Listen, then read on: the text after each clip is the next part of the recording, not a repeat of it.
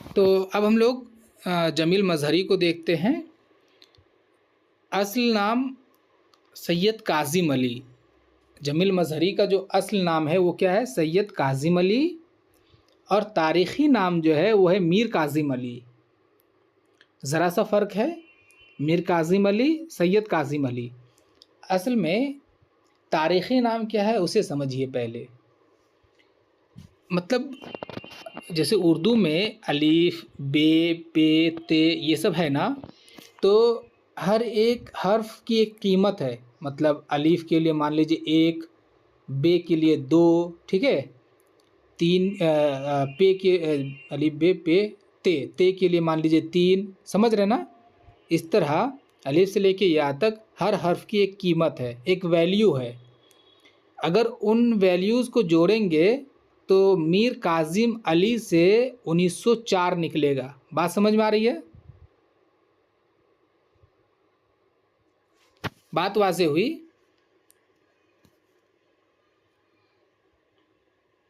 Yes sir. हाँ, अगर वाज़ेह नहीं हुई तो मैं ज़रा समझा दूँ। थोड़ा सा रुक जाइए।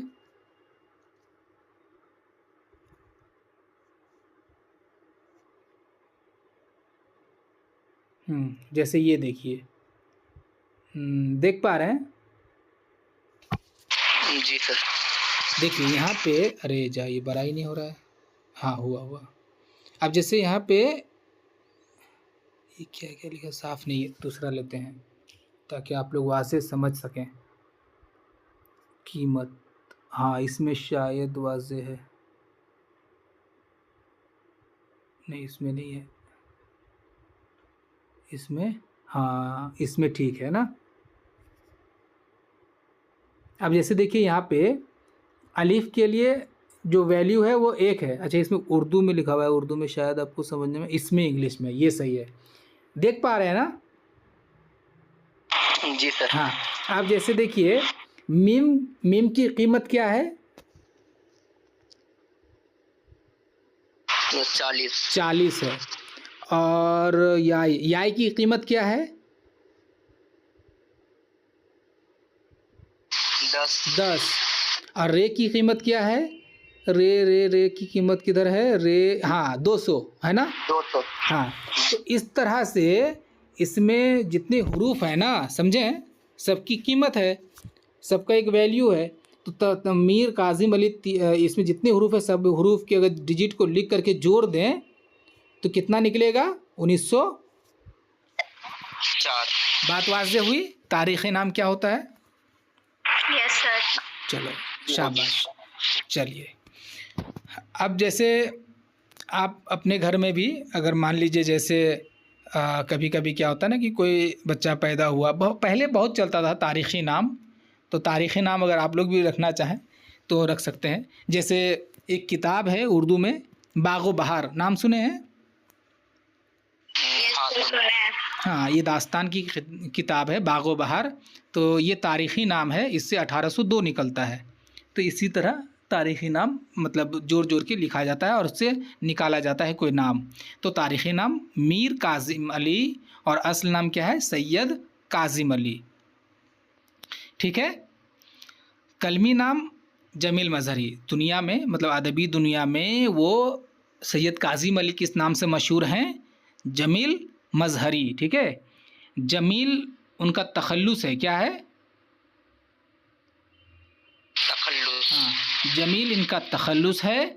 और मजहरी जो है उनके दादा के नाम में मजहर था, तो उस मुनासिबत से वो मजहरी लिखते थे, जमील मजहरी। ठीक है, वाज़ेह दोनों बात। जमील मजहरी कैसे वो लिखते थे? Yes sir. तो असल नाम सैयद काज़िम अली, तारीख़ी नाम मीर काज़िम अली, कलमी नाम जमील मजहरी। कलमी नाम से मुराद ये है कि अदब में वो किस नाम से मशहूर हैं, तो जमील मजहरी। जमील तखल्लुस है, मजहरी चूँकि उनके दादा के नाम में मजहर था तो उसी मुनासिबत से मजहरी लिखते हैं। इनकी पैदाइश जो है मुग़लपुरा, जो कि पटना सिटी में, पटना सिटी इसको मौजूदा दौर में पटना के नाम से जानते हैं। पटना जानते हैं आप तमाम?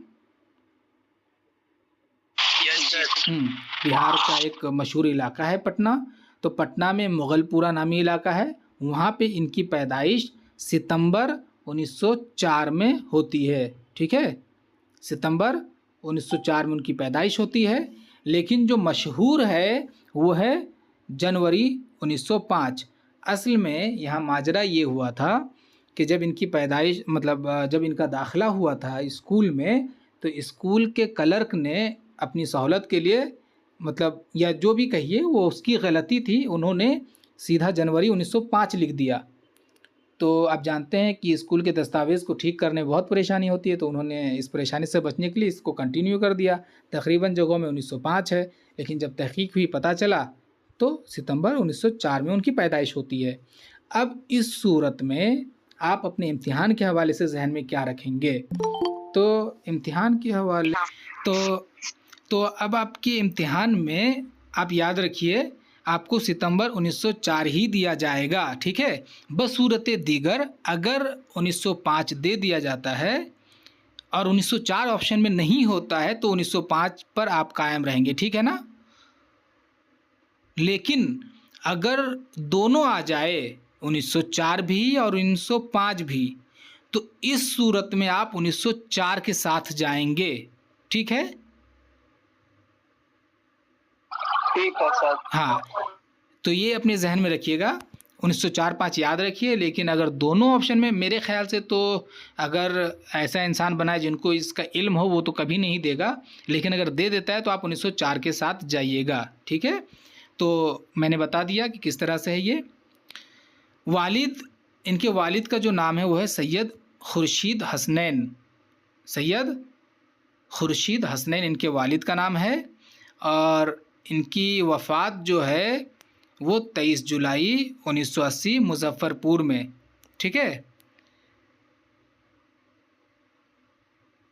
यहाँ तक बात वाज़े हुई। असल नाम सैयद काजिम अली, तारीख़ी नाम मीर काजिम अली। इसमें फ़र्क है ज़रा, आपको मैंने समझा दिया। कलमी नाम जमील मजहरी, जमील तखल्लुस, मजहरी दादा के नाम से मजहरी। पैदाइश मुगलपुरा में जो कि पटना में है, सितंबर 1904 में, लेकिन गलती से 1905 मशहूर है। वालिद सैयद खुर्शीद हसनैन हैं। इनकी वफ़ात जुलाई 1980 में मुजफ्फरपुर में हुई। ठीक है, चलिए अब हम लोग अगले स्लाइड की तरफ बढ़ते हैं। सर वो इल्म व फन में उसकी वफात दिया है 1979 में। नहीं, 1980 है। 1980 ना? ठीक है। हाँ, 1980 है इनकी वफ़ात। असल में मैं आपको बताऊं कि मसला क्या है। इल्म फ़न वो जो 12 के लिए है ना गाइड। जी हाँ। असल में क्या बताऊं मैं, उर्दू की किताबों के लिए एक बात बहुत मशहूर है कि उर्दू की किताबों में तारीख़ की गलतियां बहुत ज़्यादा है। ठीक है, ऑथेंटिसिटी जो है उर्दू की किताबों में मौजूद नहीं है, और इसके लिए हम उर्दू वाले ही कसूरवार हैं। क्यों? क्योंकि इतने सहल पसंद हैं, इतने तनासा हैं कि ज़रा तहकीक करने से डरते हैं। अब ज़रा तहकीक अगर कर ली जाए, जो गाइड लिखते हैं, जो हजरात गाइड लिखते हैं, ख़ास तौर पे अगर वो ज़रा तहकीक कर ले तो वो बेहतर मालूमात पहुंचा पाएंगे जो मुस्तनद है। समझ रहे हैं ना? अब पहले लिखा जाता था कि वली दक्कनी उर्दू के पहले साहब दीवान शायर हैं। अब मैं देख रहा हूँ अभी भी कुछ गाइड में लिख रहे हैं कि पहले साहब दीवान शायर वली दक्कनी हैं, जबकि तहकीक से ये साबित है कि पहले साहब दीवान शायर कुली कुतुब शाह हैं। तो ये गाइड लिखने वालों से मैं यूट्यूब पे भी बोलता हूँ कि गुजारिश है कि वो ज़रा तहकीक कर लें। समझे ना? अब जैसे मैंने बताया ना कि 1904-1905 में क्या मसला है, तो अगर ज़रा तहकीक कर लेंगे। अब जैसे उर्दू के बड़े बड़े मुहक्किक जो है वो इस चीज़ को साबित कर चुके हैं कि 1904 में है। तो अगर मान लीजिए आपके इम्तिहान में 4 और 5 दोनों आ जाता है ना, तो आप जो है 4 को चैलेंज कर पाएंगे। अब एक बात ये भी है कि पहले के मुहक्किकीन जो हैं वो तो लिखे होंगे 1904 कहीं 5 कहीं पे, समझे ना? तो उसकी बात को कैसे रद्द करें? तो तहकीक की जो सबसे अहम और सबसे अच्छी बात है ना वो ये है कि अगर पहले मैंने तहकीक किया और फिर आपने तहकीक किया और आपकी तहकीक अगर मुस्तनद है तो मेरी जो तहकीक होगी वो रद्द हो जाएगी। समझ रहे हैं ना? अगर आपने रेफरेंसेस से साबित कर दिया तो मेरी तहकीक फिर रद्द हो जाएगी। ये तहकीक की जिंदा दिली का सबूत है, तो जाहिर सी बात है। तो इन चीज़ों पे नज़रसानी करने की ज़रूरत है। इल्म फ़न में बहुत जगहों पे मैंने देखा है, और इनके कितने एडिशन हैं, लेकिन तमाम एडिशन में एक ही चीज़ है। कहीं पे आज़ाद की वालिदा का नाम असाफ़ी बेगम है तो असाफ़ी बेगम लिखते जा रहे हैं, हज़रत लिखते जा रहे हैं। कभी उस पर नज़रसानी भी कर लिया करें। बहरहाल चलिए, बात कहीं से कहीं चली गई। सही है, आपको जहाँ पे भी तज़ाद दिखे, जहाँ पे भी मसला दिखे, मुझे ज़रूर बताइए। मैं कोशिश करूँगा कि तशफ़ी बख्श जवाब दूँ, ठीक है। चलिए अब तालीमी मालूमात देखते हैं। इब्तदाई तालीम जो है वो मोतिहारी के ज़िला स्कूल में हासिल करते हैं। मोतिहारी का नाम सुने हैं आप? जी सर, जी सर, नहीं सर। मोतिहारी जो है वो बिहार में है, बिहार का एक इलाका है। हाँ, मोतिहारी। तो इब्तदाई तालीम वो मोतिहारी के ज़िला स्कूल में हासिल करते हैं। फिर वहाँ पे मुज़फ़्फ़रपुर के स्कूल में भी जाते हैं। मैंने नहीं लिखा उसे क्योंकि मुझे नहीं लगा कि इम्पोर्टेंट है। उसके बाद भी फिर मदरसा आलिया जो कि कलकत्ता में है, उसमें भी वो दाखिला लेते हैं, लेकिन चंद माह के बाद उसको छोड़ देते हैं। तो इम्पोर्टेंट मदरसा आलिया इसलिए है क्योंकि वो मदरसा आलिया कलकत्ता में है। हाँ, अच्छा, आलिया यूनिवर्सिटी या मदरसा आलिया? मदरसा आलिया जो है, मदरसा आलिया ये बाद में तरक्की करके आलिया यूनिवर्सिटी है, ठीक है ना। वही है मतलब। हाँ बिल्कुल बिल्कुल। जैसे मान लीजिए जिसने अलीगढ़ यूनिवर्सिटी जब के वो मदरसे की शक्ल में मौजूद थी, तो उसका नाम उसी तरह लिखना होगा, समझ रहे ना। अच्छा ठीक है सर। हाँ, तो ये वही है। Very good question. तो मदरसा आलिया जो है वो कलकत्ता में है, इसलिए इम्पॉर्टेंट है। तो मैंने एक बिहार का लिखा, एक कलकत्ते का। तो उन्होंने इब्तदाई तालीम जो है मोतिहारी के ज़िला स्कूल और कलकत्ता के मदरसा आलिया से हासिल की। उसके बाद इन्होंने बीए के लिए इस्लामिया कॉलेज जो कि कलकत्ता में है उसमें दाखिला लिया, और बीए वहाँ से किया इन्होंने, प्लेन बीए, ग्रेजुएशन जिसको बोलते हैं। कहाँ से? इस्लामिया कॉलेज। आप में से कोई किसी ने देखा है इस्लामिया कॉलेज को? कलकत्ता के जो हैं, कलकत्ता के जो हैं उनको पता होगा इस्लामिया कॉलेज, मदरसा आलिया। उसके बाद वो एमए जो है वो फ़ारसी में करते हैं। मास्टर ऑफ आर्ट्स जो है वो फ़ारसी लैंग्वेज में करते हैं कलकत्ता यूनिवर्सिटी से, ठीक है। कलकत्ता यूनिवर्सिटी से फ़ारसी में एमए करते हैं। बस इसी दौरान जो है जब वो बीए में कर रहे थे, तभी जाहिर सी बात है, एक चीज़ आप नोट कीजिए, जितने भी अदीब हैं ना हमारे पहले के, वो बहुत ज़हीन और बासलाहियत हुए हैं। दौरान तालिब इल्मी में कुछ कुछ तो स्कूल के वक्त से ही लिखना शुरू कर दिए थे। मज़हर इमाम को ही देख लीजिए। तो ये जो है जब ये बीए में थे तभी ये बहुत लिखते थे। और अपनी शायरी के लिए जो उस्ताद इन्होंने मुंतखब किया था वो कौन साहब थे? अल्लामा रज़ा अली वहशत कलकतवी, ठीक है। तो शायरी के इनके उस्ताद कौन थे?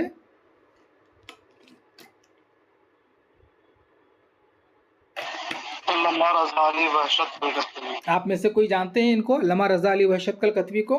यस सर, जानते हैं। जी सर, उसके बारे में। अल्लामा रज़ा अली वहशत कलकतवी को तूतिए बंगाला कहते हैं, पैरट ऑफ बंगाल, ठीक है। ये बहुत बंगाल के बहुत ही मशहूर शायर गुजरे हैं। तो ये उनके उस्ताद थे। लेकिन देखिए अब जमील मजहरी की सलाहियत इस कदर थी कि मतलब कुछ माह इस्लाह लेने के बाद रज़ा अली ख़ुद कह देते हैं कि तुम्हें इस्लाह की ज़रूरत नहीं है। मतलब उनका जो मेयार था इतना पुख्ता हो गया था कि इस्लाह की ज़रूरत नहीं थी। उस्ताद ख़ुद कह दे रहे हैं, समझ रहे हैं? जी सर। तो इब्तदाई तालीम मोतिहारी के ज़िला स्कूल से, फिर मदरसा आलिया से कलकत्ता के, बीए कलकत्ता के इस्लामिया कॉलेज से, एमए फ़ारसी में करते हैं कलकत्ता यूनिवर्सिटी से, और शायरी में इनके उस्ताद होते हैं अल्लामा रज़ा अली वहशत कलकतवी। बात वाज़ेह हुई? जी सर। अब ये मुलाजिमत कहाँ कहाँ करते हैं वो देख लेते हैं, ठीक है। सबसे पहले वो बिहार के महकमाए नशरो इशाअत में पब्लिसिटी ऑफिसर बनते हैं, ठीक है। महकमाए डिपार्टमेंट ऑफ ब्रॉडकास्टिंग, ठीक है, एंड पब्लिकेशन। तो महकमा नशर इशाअत में वो क्या बनते हैं, पब्लिसिटी अफसर, जिसको हम लोग ऑफिसर बोलते हैं, पब्लिसिटी ऑफिसर बनते हैं। तो ये जो है ये हुकूमत बिहार की तरफ से है, हुकूमत बिहार यानी बिहार की जो सरकार थी उसकी जो एक डिपार्टमेंट है महकमा नशर इशाअत, इसमें ये मुंतखब होते हैं पब्लिसिटी अफसर के तौर पे। पहले अपनी मुलाजिमत का आगाज़ वो इस तरह करते हैं पब्लिसिटी अफसर के तौर पे। उसके बाद जो है मौलाना अबुल कलाम आज़ाद उस वक्त चूँकि कलकत्ता में थे, तो उन्होंने जमील मजहरी को मशवरा दिया कि आप ऐसा कीजिए, आप बॉलीवुड में चले जाइए, वहाँ के लिए गीत लिखिए, नगमे लिखिए, कहानी लिखिए, जो भी है, तो वहाँ जाइए। तो उनके मशवरे पर वो चले जाते हैं। नहीं, उनके मशवरे उसका जोश मली आबादी से मशवरा करते हैं, उनके दोस्त होते हैं जोश मली आबादी, अच्छे खासे उनसे वाबस्तगी होती है। तो जोश कहते हैं कि चले जाइए, तो उनके मशवरे वो चले जाते हैं। कहाँ, फिल्मी दुनिया। फिल्मी दुनिया से मुराद क्या है यहाँ पे, बॉलीवुड। बॉलीवुड, ठीक है। तो बॉलीवुड में वो आ जाते हैं, बॉलीवुड के लिए वो गीत लिखते हैं। लेकिन चूँकि मैं आपको बताऊं जैसे उर्दू बॉलीवुड फिल्म जो है, बॉलीवुड फिल्म इंडस्ट्री, इसको हम लोग कहते हैं हिंदी फिल्म इंडस्ट्री, ठीक है। लेकिन उर्दू के बगैर आप आपसे जब भी कोई फिल्म या गाना सुनिए तो आप देखेंगे कि उसमें उर्दू के अल्फाज 90% से ज़्यादा मिलेंगे आपको, लेकिन नाम है हिंदी फिल्म इंडस्ट्री। अब मैं क्या बता सकता हूँ, ये भी एक अलमिया है। बहरहाल, तो जब वो फिल्म इंडस्ट्री से जुड़े तो वहाँ पे वो देखे कि नहीं भाई, उर्दू के साथ तो बहुत नाइंसाफ़ी हो रही है। प्लस क्या है कि फिल्म इंडस्ट्री में उर्दू नगमों का जो हाल है, यानी कि उसके लिए कोई ये नहीं है, बहर वज़न की कोई ज़रूरत नहीं है, अपने अंदाज़ में वो लोग लिखते हैं, ज़रूरत के मुताबिक लिखते हैं। या फिर यूँ समझिए कि शायर को आज़ादी नहीं मिल रही है वहाँ पे, डायरेक्टर आपको जिस तरह कह रहे हैं, जो उनको जो पसंद है उस तरह से आपको करना पड़ रहा है, मतलब समझिए कि आज़ादी ख़त्म हो जा रही है। और एक जो शायर या अदीब होते हैं वो आज़ाद होते हैं, वो कभी बंध नहीं सकते हैं। तो इनकी ज़िंदगी ज़रा अजीब व गरीब है, मैं बताऊँगा बाद में। तो वो क्या किए, छोड़ करके 2 साल बहुत मुश्किल से वहाँ पे गुजारा किए, फिर छोड़ करके फिल्मी दुनिया को छोड़ करके वो आ गए। बहुत कम वहाँ पे गीत लिखे, वो मशहूर भी नहीं है, तो फिल्मी दुनिया को वो छोड़ करके आ गए। उसके बाद फिर आ जाने के बाद वो डिप्टी डायरेक्टर पब्लिसिटी और फिल्म सेक्शन, यानी कि जब मुल्क आज़ाद हो जाता है 1947 में, तो वो डिप्टी डायरेक्टर बनते हैं। किसके, पब्लिसिटी और फिल्म सेक्शन के, फिल्म सेक्शन के ही सरकारी ये इदारा है। इसके लिए उनको क्या बनाया जाता है, डिप्टी डायरेक्टर बना दिया जाता है। फिर वो यहाँ पे काम करते करते पटना कॉलेज में वो असिस्टेंट प्रोफेसर हो जाते हैं उर्दू के। और उसके बाद पटना कॉलेज में असिस्टेंट प्रोफेसर होने के बाद काफ़ी काम करते करते फिर पटना यूनिवर्सिटी के शोबा उर्दू से वाबस्तगी अख्तियार करते हैं। पटना यूनिवर्सिटी में जो डिपार्टमेंट ऑफ उर्दू है वहाँ पे वो असिस्टेंट प्रोफेसर बनते हैं, और फिर यहीं पे काम करते करते 1974 में रिटायर भी हो जाते हैं। तो फिल्मी मतलब कैरियर का आगाज़ वो करते हैं महकमाए नशर इशाअत में पब्लिसिटी अफसर के तौर पे, और मुलाजिमी ज़िंदगी का ख़ात्मा होता है प्रोफेसर के तौर पर पटना यूनिवर्सिटी के शोबा उर्दू में। बात वाज़ेह हुई, मुलाजिमत का सफ़र समझ में आया? Yes sir. अब देखिए, जमील मजहरी ऐसे इंसान थे जो, जिनको बोल सकते हैं ना कि सच्चे इंसान थे, जो अंदर और बाहर से एक थे।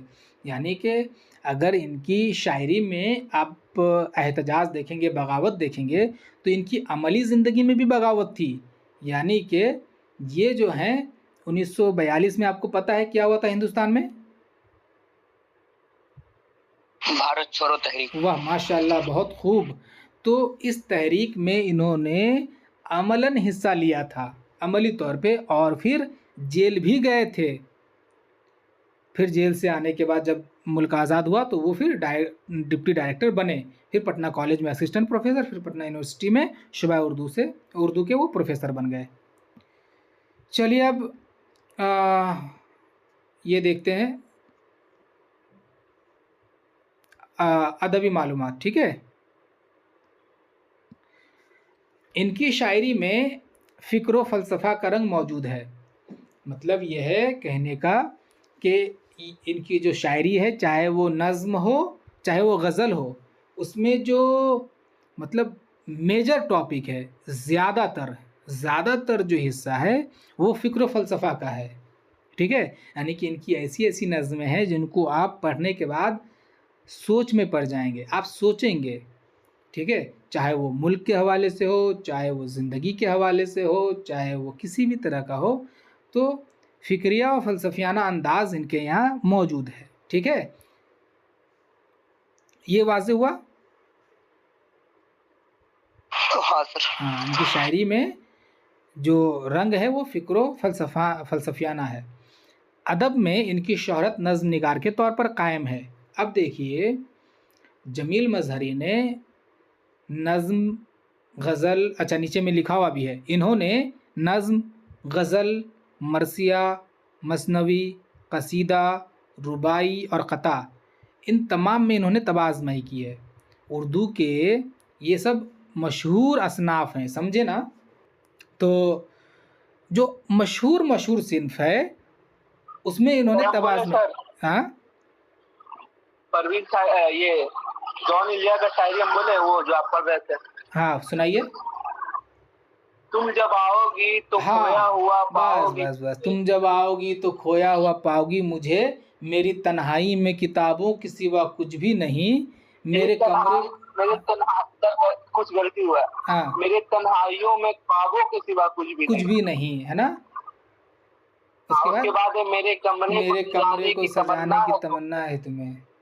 हाँ, मुझे याद आ गया, मेरे मेरे कमरे को सजाने की तमन्ना है तुम्हें, मेरे कमरे में किताबों के सिवा कुछ भी नहीं, इन किताबों में एक रम्ज़ है, इस रम्ज़ का मारा हुआ जहन मुजदे इशरते अंजाम नहीं पा सकता, ज़िंदगी में कभी आराम नहीं पा सकता। तो इसमें कम से कम 4 मिसरे चाहिए और ज़्यादा से ज़्यादा आपको कैद नहीं है, आप जितने भी लेकर के आएँ। और इसकी हैयत जो है रुबाई से अलग होती है। मैं रदीफ़ काफ़िया के हवाले से मैं अभी लिख करके भेज दूँगा, आप समझ जाइएगा, नहीं तो ऐसे मुश्किल है। तो जो भी उर्दू में मशहूर असनाफ़ हैं उनमें इन्होंने तबाज़माही की, लेकिन इनकी शोहरत किस वजह से है ये बताइए?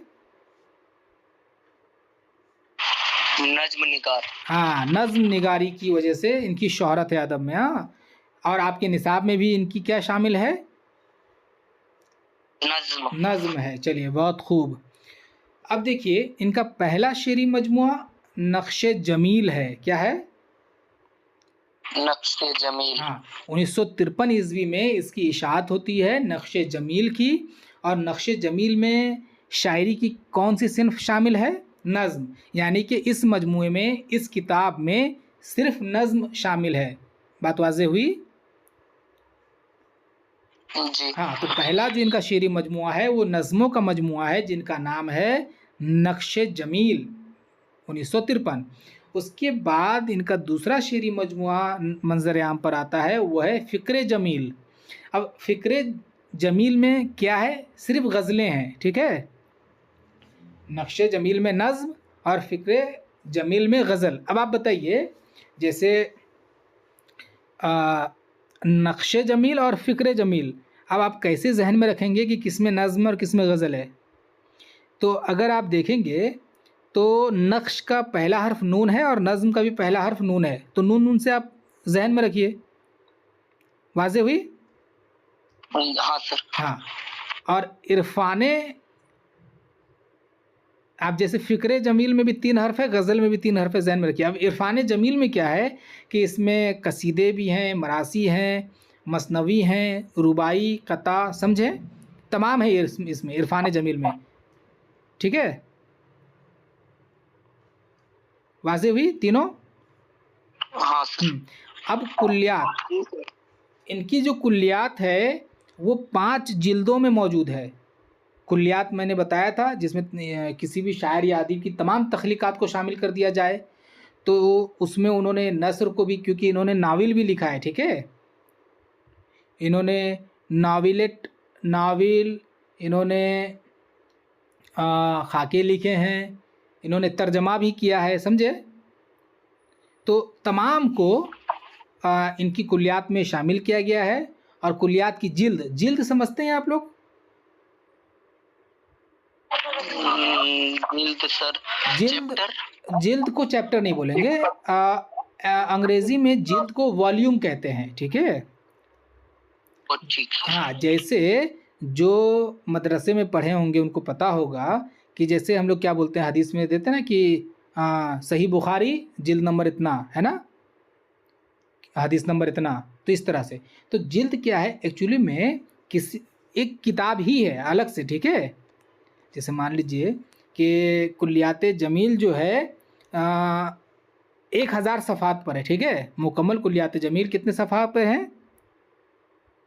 1000 पे। तो इसको 1000 सफ़ा को 5 अलग अलग किताबों में शाये कर दिए, ठीक है। तो ये पांचों क्या कहलाएंगी? जिल्द। कुल्लियात जमील की क्या कहलाएंगी? ये सब जिल्द। जिल्द कहलाएंगे। वाज़ेह हुई बात? हाँ सर। चलिए, तो इनके हवाले से हम लोगों ने देखा, और यही कुछ है इनके अंदर। इनकी ज़ाती मालूमात, तालीमी, मुलाज़िमी और अदबी मालूमात को हम लोगों ने देखा। बहुत ज़्यादा कुछ है नहीं। वाज़ेह हुई ना? हाँ, हो गया। Yes sir. चलिए, कोई कन्फ्यूज़न इनके हवाले से?